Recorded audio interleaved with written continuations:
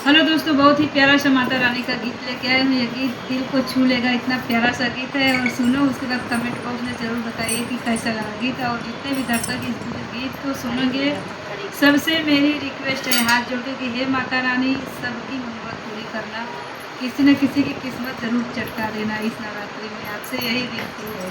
शुरू करती, बहुत ही प्यारा भजन। 4 बजे भोर